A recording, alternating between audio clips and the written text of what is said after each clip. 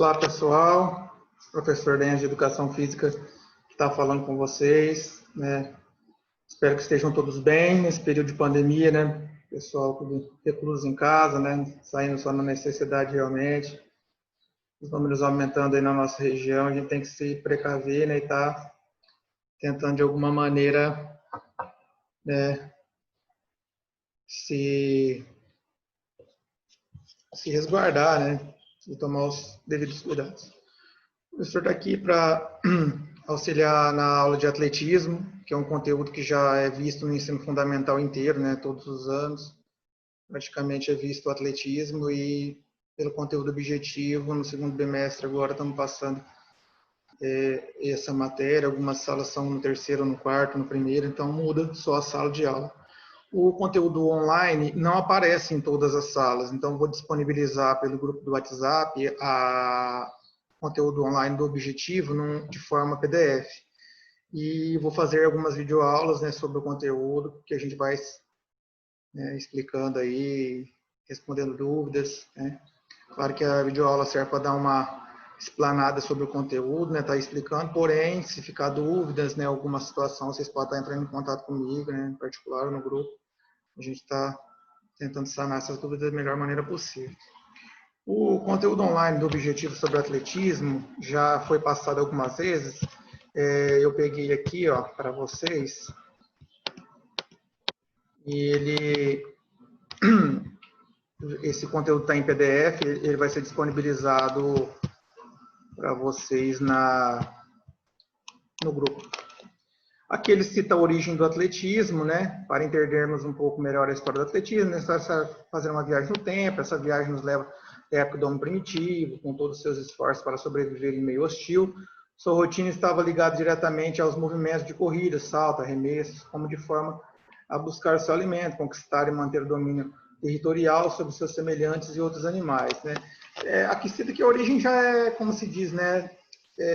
Instintivo, né? Parte do instinto humano, né? Que ele tinha que correr, tinha que caçar para comer, ele tinha que fugir de animais, então ele tinha que correr, tinha que pular. Então, parte desse princípio. Aí, principal esporte do programa dos Jogos Olímpicos, o atletismo existe desde os Jogos Antigos da Grécia, os Jogos da Grécia, e marcou o início das competições da Era Moderna também. No entanto, há registros que apontam que a mais remota corrida organizada acontece em Mênfis, no Egito, por volta de 3.800 a.C. Aqui eles definem o atletismo de uma forma global. Como a corrida é talvez a principal, né, modalidade do atletismo, então eles citam que a corrida já existia desde sempre, né? Ou desde que há relatos aí.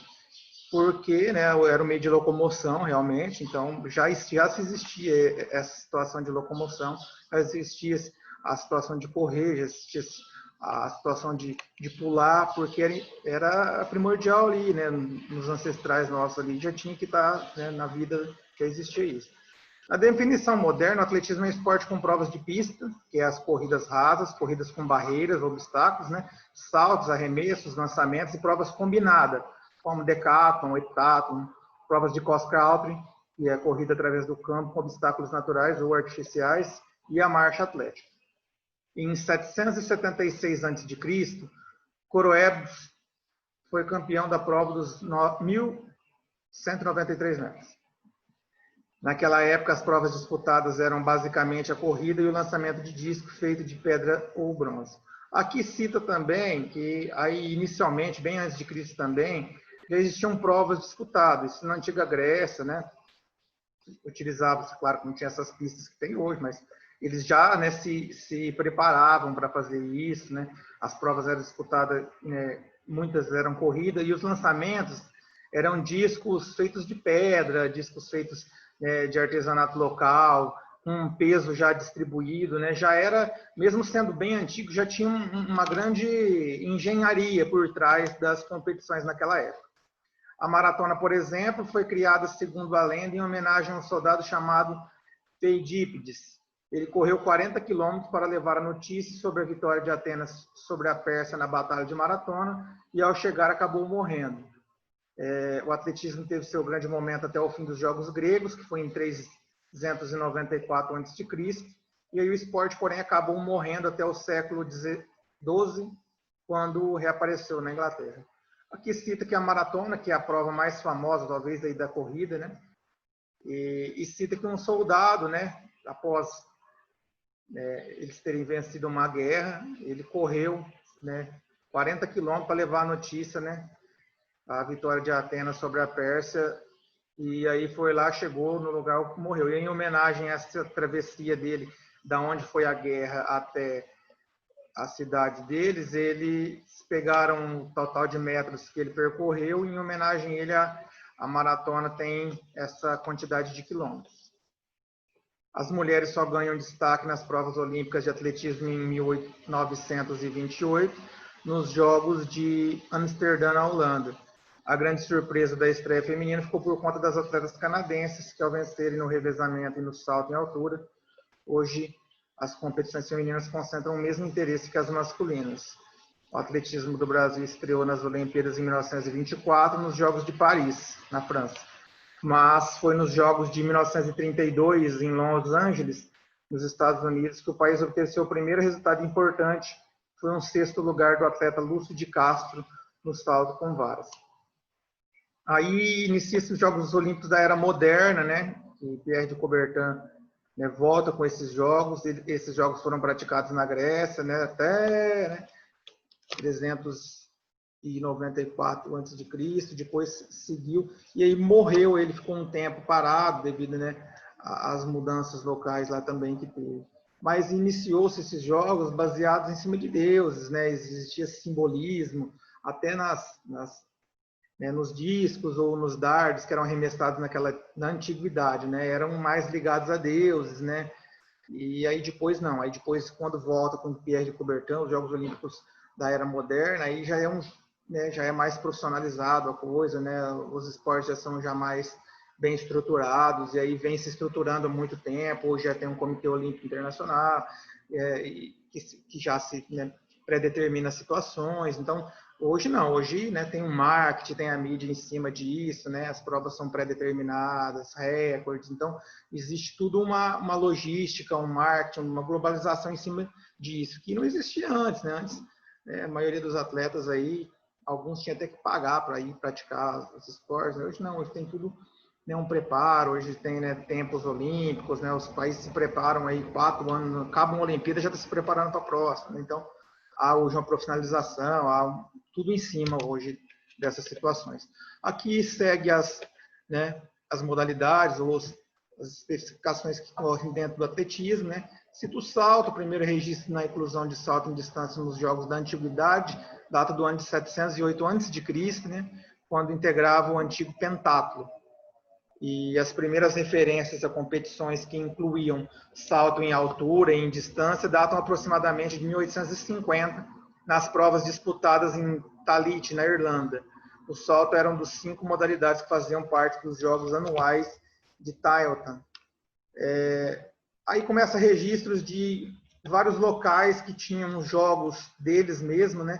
E iniciaram-se algumas modalidades que eram praticadas naquelas regiões, né? E aí vai passando de um lugar para outro, né? Com viagens de povos, vão se passando tradições de um lugar para os outros, e aí começa essa globalização dos jogos. Quando a Olimpíada Moderna foi organizada, os 3 tipos de saltos foram considerados como modalidades separadas, né? Aí começou salto em altura, de um jeito, salto em distância e salto triplo. Nos Jogos seguintes, em Paris, foram incluídas as modalidades de salto em altura e distância, em que o atleta era obrigado a saltar sem corrida prévia, ele saltava parado. Então aí vai tendo evolução, né? As provas foram evoluindo, né? Eles tinham que saltar parado, depois tinha uma distância, hoje delimita a área, né? Hoje tem salto, um exemplo, salto em altura, tem a tábua de salto, tem o limite que pode chegar ao pé, né? Então é bem complexo, né? Perto do que se iniciou. A corrida, né? As corridas, que é a mais primitiva forma do atletismo e um dos esportes mais populares da antiguidade. Nos Jogos Olímpicos da Grécia, a corrida de 200 jardas, que é uma volta ao estádio de 182 metros, fazia parte do pentatlo. Nesses jogos consagrados ao deus Zeus, eram disputados também provas de 3.800 metros e a Dromos Opleton, uma prova reservada para soldados na qual deveriam competir com equipamento completo, inclusive armadura. No Império Romano, corridas de velocidade faziam parte da programação dos circos ambulantes. cidades e municípios da Idade Média organizavam corridas regularmente, contratando os vencedores para fazer parte do corpo dos correios. Foram famosos os corredores carteiros do Império Persa e dos sultões turcos. Estes últimos conseguiam cobrir a distância de ida e volta entre Constantinopla e Adrianópolis, algo em torno de 350 quilômetros em 2 dias e 2 noites.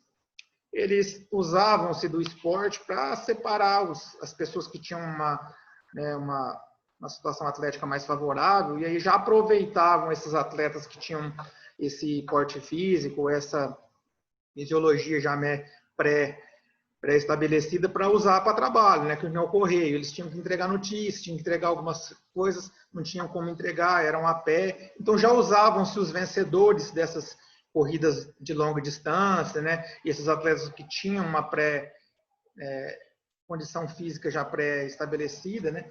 Para poder já estar trabalhando em situações que casavam uma coisa com a outra, né?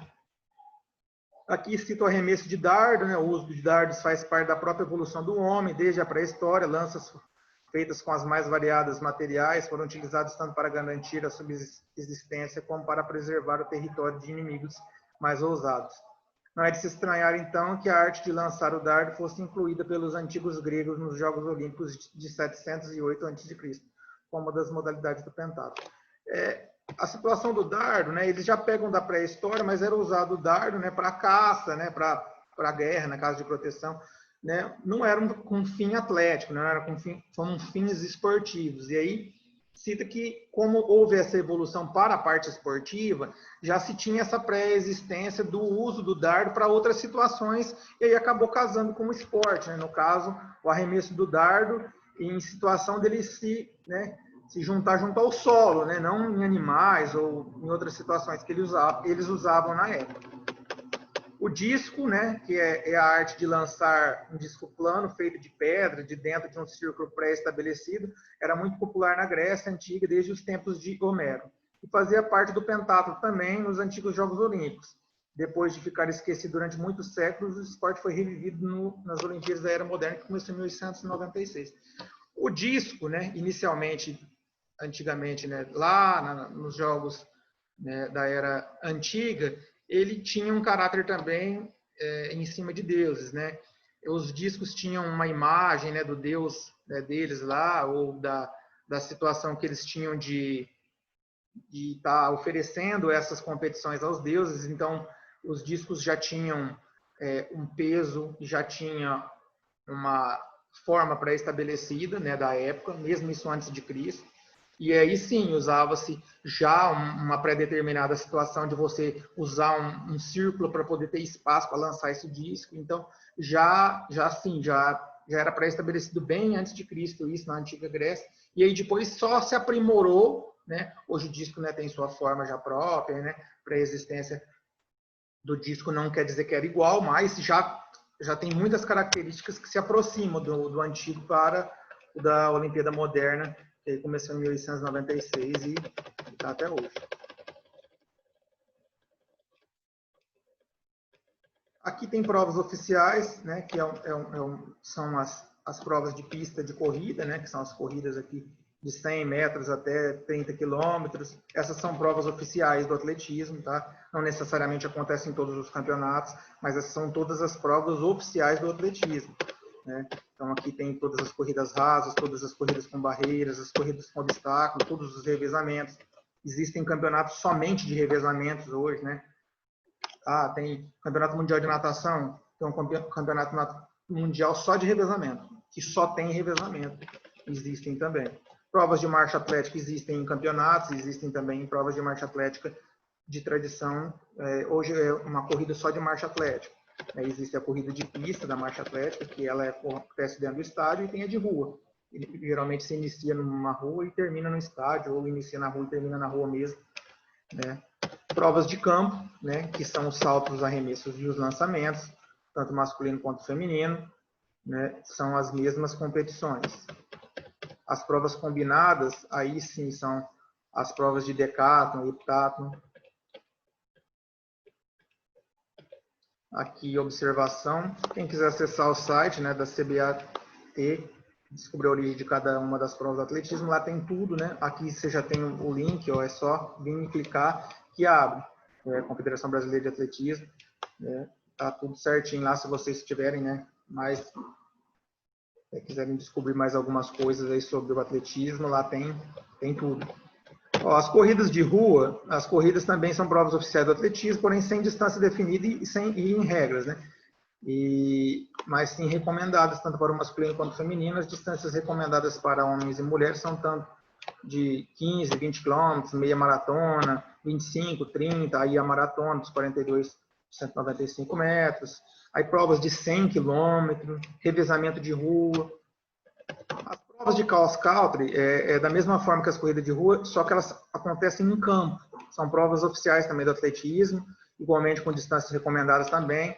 Aqui está, né, que adultos são provas longas, as de 12 quilômetros para homens e 8 no feminino.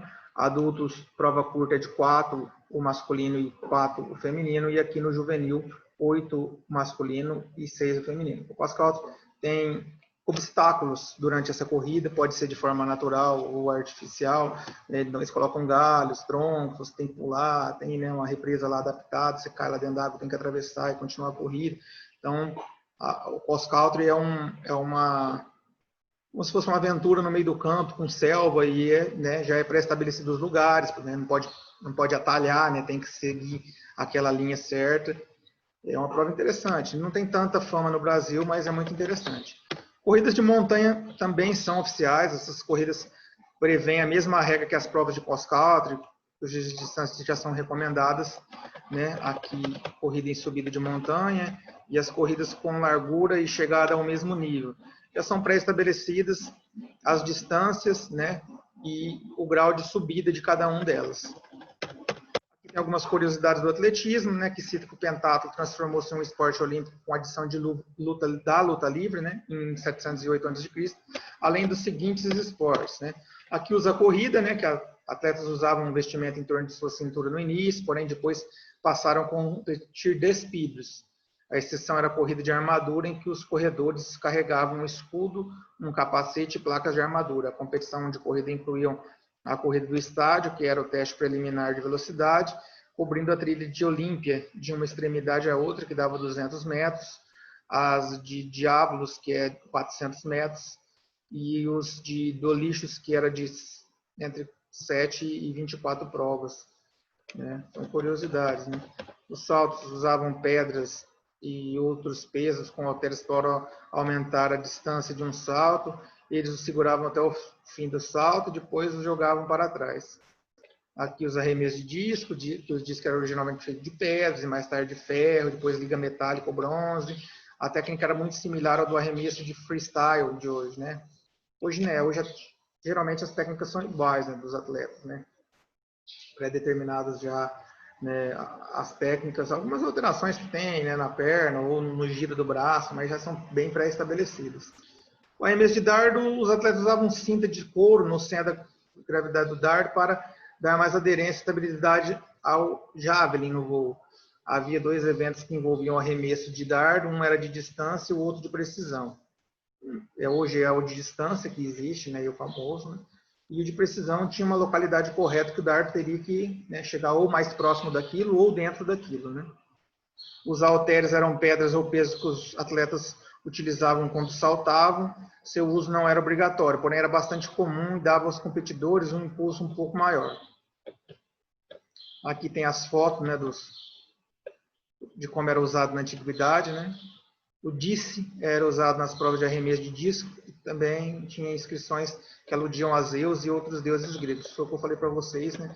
Naquela época os discos, as coisas já tinham, né, imagens ou inscrições, né, ligadas aos deuses gregos.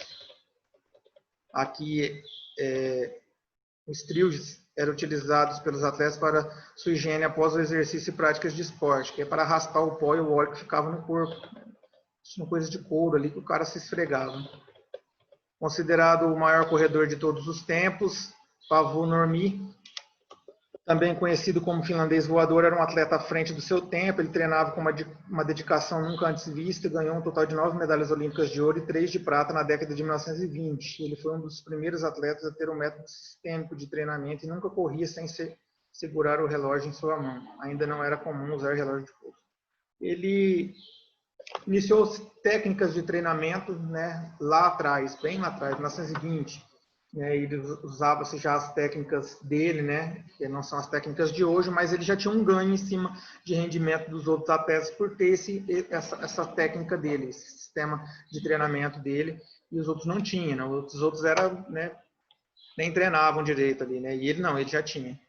O tcheco Emil Zatopek é o único atleta a conseguir o feito de vencer os 5.000 e os 10.000 e a maratona, o mesmo uma Olimpíada que foi em 1952 em Helsinki, na Finlândia. Apesar de seu estilo desajeitado, Zatopek bateu 20 recordes mundiais em distância, que variavam de 5.000 a 30.000 metros.